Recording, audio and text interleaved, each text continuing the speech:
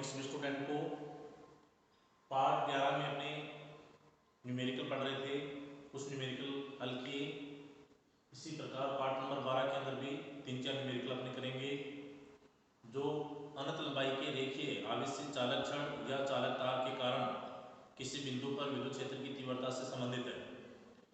तो next question अपने लिया है, यहाँ पर दो अनंत लंबाई के तार हैं जिनका रेखीय आवेश घनत्व अपने को दिया हुआ है λ1 और λ2। इन दोनों तारों के बीच की दूरी है स्मॉल d। इनके मध्य प्रति इकाई लंबाई पर लगने वाले बल का व्यंजक अपने को व्युत्पन्न करना है कि बल का सूत्र क्या होगा। तो यहाँ पर दोनों तारों में से अपने को एक तार लेंगे, जैसे मान लीजिए पहला तार है, पहले तार या पहले चालक छड़ के कारण किसी बिंदु पर विद्युत क्षेत्र की तीव्रता का सूत्र लगाएंगे। तो तीव्रता का सूत्र होता है अनंत लंबाई के आवेशित तार के कारण किसी बिंदु पर विद्युत क्षेत्र की तीव्रता का सूत्र होगा E बराबर 2 k लैम्डा अपॉन r।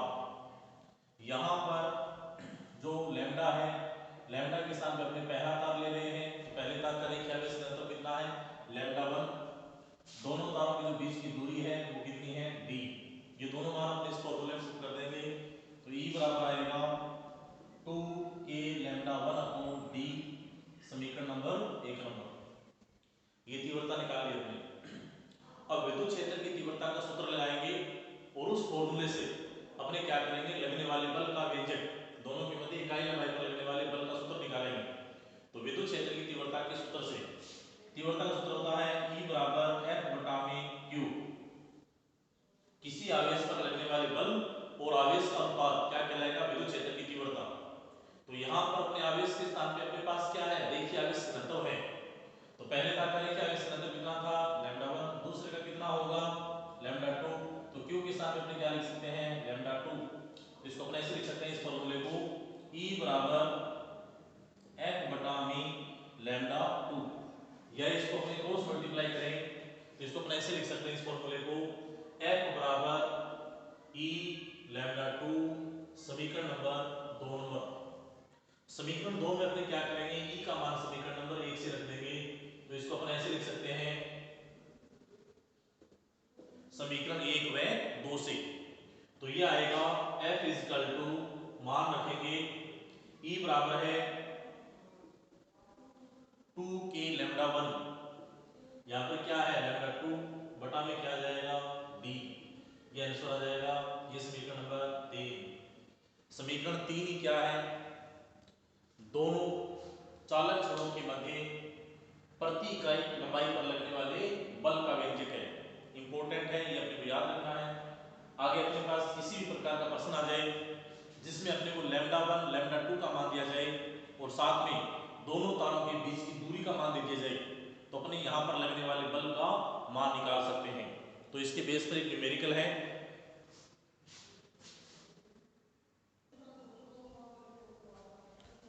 तो यहाँ पर अपने पास एक क्वेश्चन है, न्यूमेरिकल है, बहुत ही आसान। दो अनंत लंबाई के चालक तार एक दूसरे से 5 सेमी दूरी पर स्थित है और इन पर क्रम से जो रेखीय आवेश घनत्व का मान है वो है 5 माइक्रोकूलम प्रति मीटर और 10 माइक्रोकूलम प्रति मीटर है। तो पहले तार के कारण दूसरे तार की इकाई लंबाई पर लगने वाले बल का मान हमें ज्ञात करना है। बल का मान कितना होगा ये हम निकालेंगे। थोड़ी देर पहले अपने फॉर्मूला सिद्ध किया है, बल का सूत्र बनाया है आपने, तो इसका सॉल्यूशन ये हो जाएगा। सबसे पहले अपने दिया हुआ क्या है, d का मान दिया हुआ है और d कितना है 5 सेमी। दोनों चालक छड़ों या चालक तारों के बीच की दूरी कितनी है 5 सेमी। 5 सेमी को मीटर में बदलेंगे, क्या करेंगे 100 का भाग देंगे, 100 ऊपर जाएगा 100 यानी 10 की पावर -2, तो ये आ जाएगा 5 × 10 की पावर -2। इसके बाद में अपने को λ1 दिया हुआ है, λ1 कितना है 5 माइक्रोकूलम प्रति मीटर है।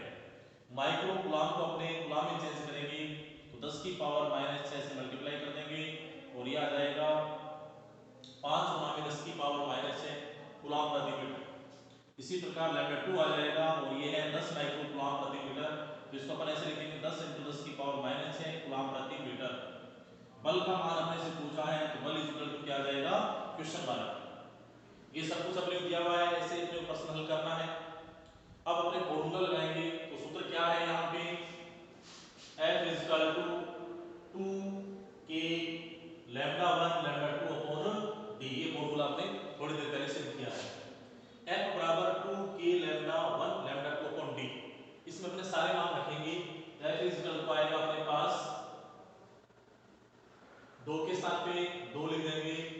के का मान कितना है 9 गुणा में 10 की पावर 9। लैम्डा 1 कितना है 5 गुणा में 10 की पावर -6। लैम्डा 2 कितना है 10 गुणा में 10 की पावर -6 बटा में दोनों के बीच की दूरी कितनी है 5 सेमी थी, उसको मीटर में कन्वर्ट किया 5 गुणा में 10 की पावर -2। अब अपने क्वेश्चन हल करेंगे तो 5 से 5 देखो कैंसिल हो रहा है, क्या बचा है जो बचा वो आंसर है, बिल्कुल ही सिंपल। तो सबसे पहले यहां पर देखो 9 × 2 यानी 18, 9 गुणा 18 इंटू 10 की पावर यहां पर कितना है 9, माइनस में कितना है माइनस के 6 और 6 12, तो माइनस में आ गए 12। एक यहाँ पे 10 है, इसका मतलब 10 की पावर कितना है 1, प्लस में ये बटा में है 10 की पावर -2 ऊपर जाएगा प्लस में हो जाएगा, तो प्लस में कितना हो गया 3, तो माइनस में कितने हैं 12, प्लस में कितने हैं 12, तो रिजल्ट कितना आ गया 18 × 10 की पावर 0, 10 की पावर 0 यानी 1, यानी फिजिकल कितना आ गया 18 न्यूटन। बिल्कुल आसान सा सवाल कंप्लीट हुआ। नेक्स्ट क्वेश्चन है अपने पास ये,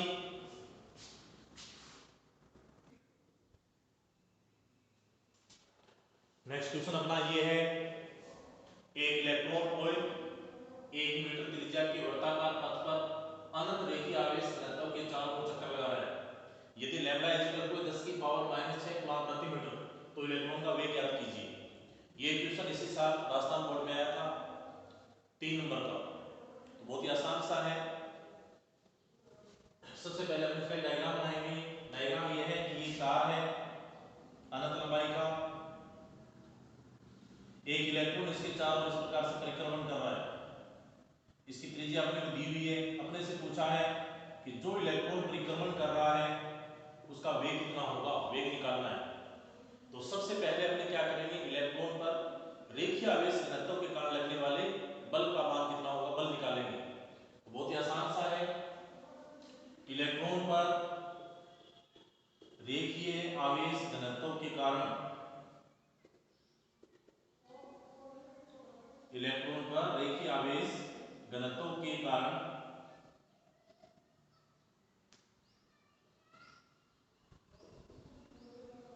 कारण लगने वाला बल,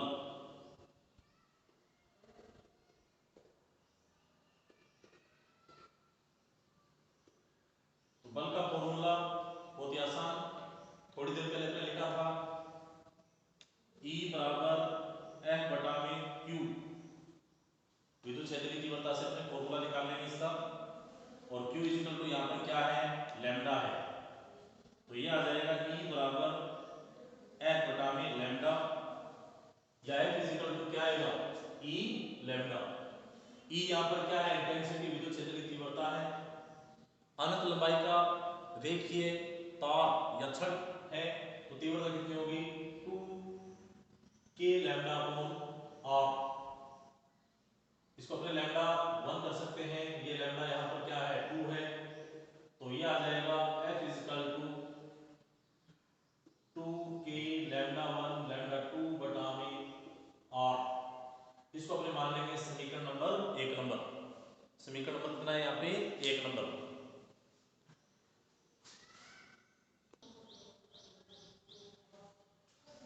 क्वेश्चन के अंदर अपने को इलेक्ट्रॉन दिया हुआ है, इलेक्ट्रॉन का आवेश हम जानते हैं कितना होगा 1.6 × 10 की पावर -19 कूलॉम, और यहाँ पर जो आवेश घनत्व दिया गया है वो एक ही है, तो इस समीकरण को अपन ऐसे भी लिख सकते हैं, जैसे अपने लैम्डा 1 लिया है तो लैम्डा 1 को यहाँ पर अपने केवल 2 लिख सकते हैं, और जहाँ पर लैम्डा 2 है उसको ओनली लैम्डा लिख सकते हैं, तो समीकरण इसको अपने एक नहीं मानकर इसको ये लिख सकते हैं F equal to 2k Q lambda बटा में r, इसको अपने मान लेंगे समीकरण नंबर 1। ऐसा क्यों माना, क्योंकि अपने को यहाँ पर इलेक्ट्रॉन दे रखा है और जो रेखीय आवेश घनत्व है वो क्या है केवल एक ही है, तो इस इक्वेशन में लिखा है Q इक्वल टू लैम्डा, इसको अपन केवल Q लिखेंगे तो भी क्या है ये सही है, तो यहाँ से अपने सीधा लिख देंगे इसको F equal to 2k Q lambda गुणा समीकरण नंबर 1। अब यहाँ पर जो इलेक्ट्रॉन है वो वर्ताकार कक्षा में चक्कर लगा रहा है, और इलेक्ट्रॉन वर्ताकार कक्षा में चक्कर तभी लगाएगा जब उस पर अभिकेंद्रीय बल लगे, तो अभिकेंद्रीय बल के सूत्र से F इक्वल टू क्या होगा, F equal to M V square बटा में आर, समीकरण नंबर 2 समीकरण 1 और 2 दोनों क्या है, संतुलित अवस्था में एक दूसरे के बराबर होगी, दोनों को अपने बराबर रख देंगे तो ये आ जाएगा समीकरण 1 व 2 से। समीकरण 1 व 2 से अपने क्या करना है, दोनों को बराबर रखना है और यहां से अपने क्या करेंगे, वेग निकाल लेंगे इलेक्ट्रॉन का। तो ये आ जाएगा समीकरण 1 व 2 से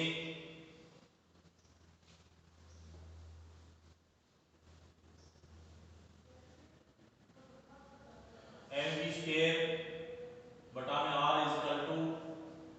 इजकल टू आएगा 2k क्यू लैम्डा बटा में आर से आर कैंसिल। यहां से अपना टारगेट है अपने वेग निकालना है तो v स्क्वायर इजकल टू आएगा 2k क्यू लैम्डा बटा में m, या v इजकल टू आ जाएगा रूट के अंदर 2k क्यू लैम्डा बटा में m। अब अपन क्या करेंगे, इस फॉर्मूले के अनुसार मान रख देंगे और इसकी कैलकुलेशन कर लेंगे। तो ये आएगा 2 के स्थान पे 2, k का मान 9 गुणा में 10 की पावर 9, q क्या है, इलेक्ट्रॉन का आवेश है और इलेक्ट्रॉन का आवेश होता है 1.6 × 10 की पावर -19 कूलम। लैम्डा यहां पर अपने रेखीय आवेश घनत्व दिया हुआ है और ये है 10 की पावर -6। अब रह गया m, m क्या है, इलेक्ट्रॉन का द्रव्यमान है। इलेक्ट्रॉन का द्रव्यमान होता है 9.1 × 10 की पावर -31 किलोग्राम। ये अपने पहले चैप्टर में पढ़ चुके हैं। 9.1 × 10 की पावर -31 किलोग्राम। 9.1 है, इसको अपने केवल 9 भी लिख सकते हैं। 9 से 9 अपने क्या करेंगे, कैंसिल कर देंगे। केवल 9 लिखेंगे तो परसेंट क्या होगा, आसानी से हो जाएगा। तो इसको अपने ऐसे लिख सकते हैं v इक्वल टू रूट के अंदर लिखेंगे 2 गुणा में 9 गुणा में 10 की पावर 9 इंटू 1.6 इंटू 10 की पावर -19 इंटू 10 की पावर -6 और बटा में लिखेंगे 9 गुणा में 10 की पावर -31। 9 से 9 हो जाएगा कैंसिल। अब जो बचा है उसको लिखेंगे अपन, तो v बराबर रूट में आएगा 2 के स्थान पे 2 लिखना है, 2 इंटू यहां पर अपने पास है 1.6, सेम लिख देंगे 1.6, 10 की पावर लिखेंगे 10 की पावर 9 -19 -6 और बटा में कितना है 10 की पावर -31 है। इसको अपन ऐसे लिख सकते हैं v बराबर रूट के अंदर 2 गुणा में 1.6 इंटू 10 की पावर लिखेंगे 9 -19 -6 और प्लस की 31। इसको अपन ये लिख सकते हैं v बराबर रूट के अंदर 2 गुणा में 1.6 इंटू 10 की पावर प्लस में कितनी है 31 और 9 40 और माइनस में पावर कितनी है 19 और 6 25। अब ये क्वेश्चन आसानी से हो जाएगा, तो आसान सा है, वापस इसको अपने ऊपर लिखेंगे। तो ये आएगा v बराबर रूट के अंदर v इक्वल टू रूट में आएगा 2 गुणा में 1.6 इंटू 10 की पावर 40 में से 25 के रह गए 15 और 15 किसमें है प्लस में है। v बराबर आप लिख सकते हैं रूट में 2 गुणा में 16 जो लिखा मैंने यहां से मैं पावर कम कर दूंगा इंटू 10 की पावर आ जाएगा 14। 4 का वर्गमूल कितना आएगा, सॉरी 16 का वर्गमूल कितना आएगा 4।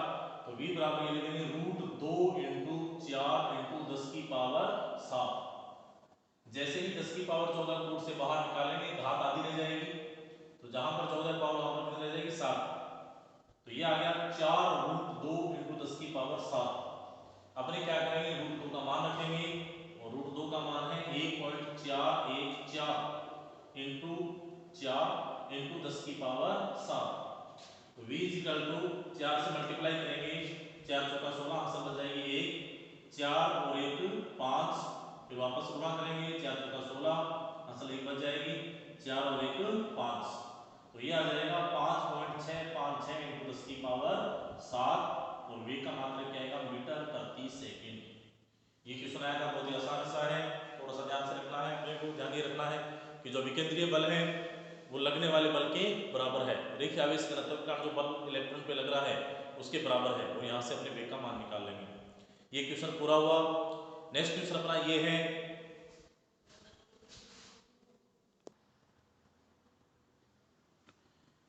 नेक्स्ट क्वेश्चन अपना ये है, गाउस के नियम के महत्वपूर्ण तथ्य क्या है, या गाउस के नियम की विशेषता क्या है। अच्छे ढंग से पढ़ लेना है आज वाला टॉपिक, इसमें से 2 क्वेश्चन आएंगे आपके टेस्ट के अंदर। तो गाउस के नियम के महत्वपूर्ण तथ्य है 6-7। नंबर 1, गाउस का नियम निर्वात और माध्यम दोनों के लिए लागू होगा। निर्वात में भी लागू होगा अगर आवेश निर्वात पर के हैं, अगर माध्यम है तो माध्यम के लिए भी लागू होगा।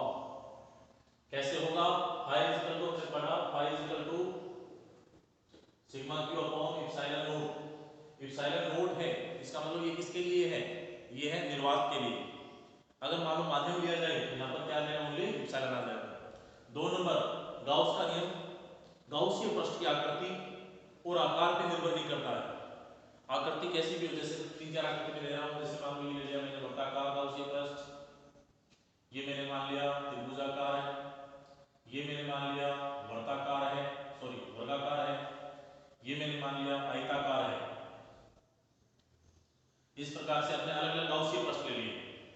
वर्गाकार गाउसीय पृष्ठ के सेंटर बिंदु, सभी के सेंटर पे जो आवेश है वो प्लस क्यू है, सभी और आवेश कितना है? Plus Q. तो इन सभी से जो निर्गत फ्लक्स होगा वो सेम होगा। आपसे पूछा जाए कि वर्गाकार या मान लो गोलाकार है तो इसे निर्गत फ्लक्स कितना होगा? पाई इक्वल टू क्यू बटा में एप्सिलॉन नोट। यहां से भी ये आएगा पाई इक्वल टू क्यू बटा में एप्सिलॉन नोट। वर्गाकार वस्तु यहां से भी क्या आएगा? पाई इक्वल टू क्यू बटा में एप्सिलॉन 0।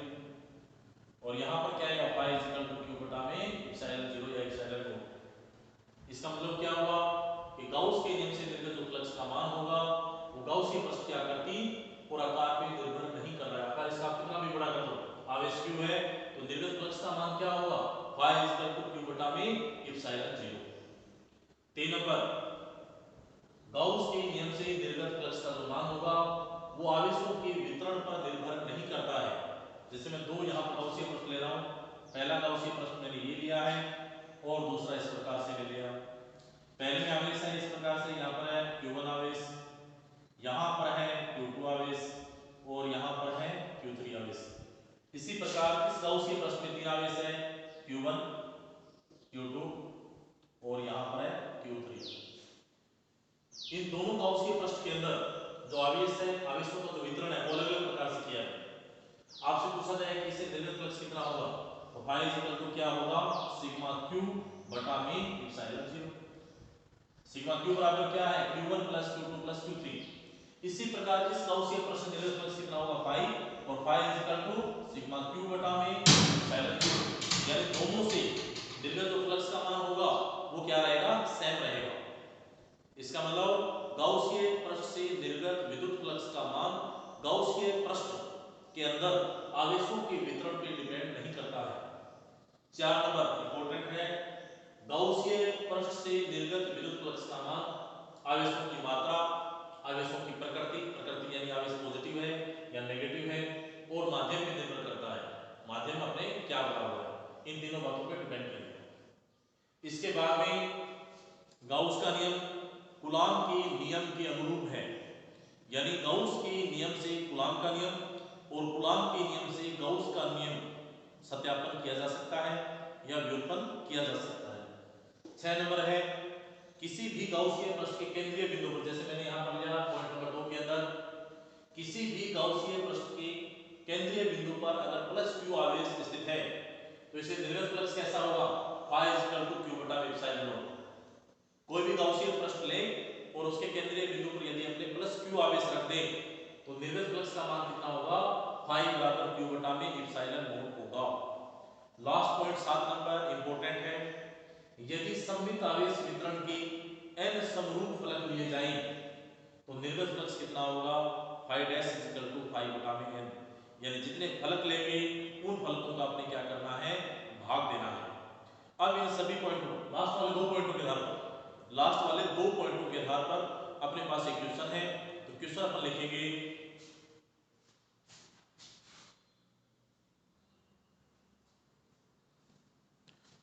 नेक्स्ट क्वेश्चन अपना ये है, अपने पास एक घन आकार की वस्तु है इस प्रकार से और उसके सेंटर पर आवेश रखा है प्लस q। तो निम्न स्थितियों में निर्गत विद्युत फ्लक्स का मान ज्ञात कीजिए। पहला पॉइंट है कुल निर्गत फ्लक्स कितना होगा। 2 नंबर एक पृष्ठ या एक फ्लक्स से निर्गत फ्लक्स कितना होगा। 3 नंबर एक कोर या एक किनारे से निर्गत फ्लक्स कितना होगा। और लास्ट है एक शीर्ष से निर्गत फ्लक्स कितना होगा। तो मैंने यहाँ पर इस प्रकार से बॉक्स लिया है, मान लेते हैं ये घन के रूप में है, तो इसके सेंटर पे प्लस क्यू आवेश रखा गया। थोड़ी देर पहले अपने विशेषताएं पढ़ी कि गाउस का नियम है या गाउसीय पृष्ठ की या गाउस के नियम की महत्वपूर्ण तथ्य क्या है और क्या उसकी विशेषता क्या है। गाउसीय पृष्ठ चाहे कैसा भी हो, अगर उसके केंद्र पर प्लस क्यू आवेश स्थित है तो निर्गत फ्लक्स का मान कितना होगा, फाई बराबर क्यू बटा में इप्सिलॉन 0। तो पहला क्वेश्चन अपना ये है कि कुल निर्गत फ्लक्स कितना है। तो कुल में कितना आ जाएगा, गाउस के नियम से कुल निर्गत फ्लक्स आ जाएगा फाई इक्वल टू क्यू बटा में इप्सिलॉन 0। ये पहले का आंसर आ गया। अब है 2 नंबर एक पृष्ठ या एक फ्लक्स से निर्गत फ्लक्स कितना होगा। तो यहाँ पर ये गाउस ये पृष्ठ मान लिया आपने, ये घनाकार का है। अब इसमें पृष्ठ कितने हैं, 1 नंबर, ठीक, इसका back side 2 number, 3 number, 4 number, 4, इसको मान लेता हूँ 5 और ये आ गया 6 नंबर। तो इसमें फलक कितने हो गए, इसमें फलक या पृष्ठ कितने हैं, 6 हैं। 6 पृष्ठों से कुल निर्गत फ्लक्स कितना होगा, गाउस के नियम से फाई इक्वल टू होगा क्यू बटा में इप्सिलॉन 0। लेकिन एक फलक से कितना होगा, 7 नंबर में विशेषता पढ़ी कि फाई डैश इक्वल टू होगा फाई बटा में n। तो n का मान कितना है, यहाँ पे 6 है, इसको अपन ऐसे लिख सकते हैं फाई बटा में 6, या इसको ऐसे लिख सकते हैं phi dash equal to, phi का मान क्या है, क्यू बटा में इप्सिलॉन 0। तो ये आ जाएगा phi dash equal to Q बटा में 6 इप्सिलॉन 0 या इप्सिलॉन ओ। तो एक फलक या एक पृष्ठ से निर्गत फ्लक्स कितना होगा, phi dash equal to Q बटा में 6 इप्सिलॉन 0। अब अगला पॉइंट है अपना एक कोर या एक किनारे से निर्गत फ्लक्स कितना होगा। अब किनारे कितने हैं, किनारे अपने गिनेंगे 1 2 3 4 5 6 7 8 9 10 11 12। तो घन के अंदर किनारे कितने हो गए, एक और या किनारे किनारे कितने हो गए, 12। तो आसान सा क्वेश्चन है, घन के 12 किनारों से निर्गत फ्लक्स गाउस के नियम से फाई बराबर क्यू बटा में इप्सिलॉन 0। एक कोर या एक किनारे से निर्गत flux phi dash equal to phi बटा में n। अब n का मान यहाँ पर कितना है, 12 है, तो फाई डैश इक्वल टू आएगा फाई बटा में 12, या फाई डैश इक्वल टू क्या लिखेंगे, phi dash equal to phi का मान रख देंगे ये वाला, तो ये आ जाएगा q बटा में 12 इप्सिलॉन 0। इस प्रकार से इसको अपने हल कर लेंगे। अब आते हैं लास्ट पॉइंट पर, एक शीर्ष से निर्गत फ्लक्स कितना होगा। शीर्ष का मतलब ये कोना। तो देखो घन के अंदर ये शीर्ष कितने बन गए, 1 2 3 4 5 6 7 8 बन रहे हैं। किसी भी घन के अंदर शीर्ष कितने होंगे, 8 होंगे। इसी प्रकार से अपने इसको हल करेंगे। घन के 8 शीर्षों से कुल निर्गत फ्लक्स गाउस के नियम से फाई इक्वल टू क्यू बटा में इप्सिलॉन नॉट। एक शीर्ष से निर्गत flux phi dash equal to phi बटा में n, n बराबर कितना है, 8 है। तो यहां पर अपने क्या रख देंगे, 8। वापस अपने इसको ये लिखेंगे तो भी सही, या ये लिखेंगे, क्या लिखेंगे, phi dash equal to phi का मान रख देंगे, फाई का मान क्या है, क्यू बटा में इप्सिलॉन 0 है। जहां पर 12 था वहां पर क्या आ जाएगा, 8 आ जाएगा। इस प्रकार से ये हुआ खत्म। बहुत ही आसान सा एक सवाल था जो पूरा हुआ। आज वाला टॉपिक आपको अच्छे ढंग से पढ़ना है। इसमें से 2% जब कल टेस्ट होगा, कल आपका टेस्ट है फिजिक्स का, उसमें 2 क्वेश्चन इस आज वाले में से आ जाएंगे। इसलिए आप इस वीडियो को अच्छे ढंग से देखें, याद करें। अब कल वाला जो क्वेश्चन था न्यूमेरिकल था, उसका आंसर था 62.5 न्यूटन प्रति कूलम। इंटेंसिटी आपसे पूछी गई थी। जिस बच्चे का आंसर ये है उसको सही माना जाएगा, 2 नंबर मिलेंगे उसको। अगर ये नहीं है, फ्री व्यू का 1 नंबर, आंसर का 1 नंबर काट लिया जाएगा। अब आज का क्वेश्चन क्या है वो आपको नोट करना है। प्रश्न ये है, इसी के अंदर से दे रहा हूं प्रश्न कि एक घन पर, एक घन के केंद्र पर प्लस क्यू आवेश स्थित है। घन के एक किनारे से निर्गत फ्लक्स कितना होगा, ये वैल्यू आपको निकालनी है। अगर फाई आपसे लिखा जाए तो अच्छी बात, नहीं लिखा जाए तो सीधा फाइव लिख देना, फाइव वहाँ पर प्रिंट नहीं हुआ तो सीधा भी लिख सकते हो। तो अच्छे ढंग से तैयारी करना, सभी को टेस्ट देना है। 81 बच्चे फिजिक्स के अंदर सबकी कॉपी आनी चाहिए। 3-4 बच्चों की पिछली बार कॉपी नहीं आई, आप उनको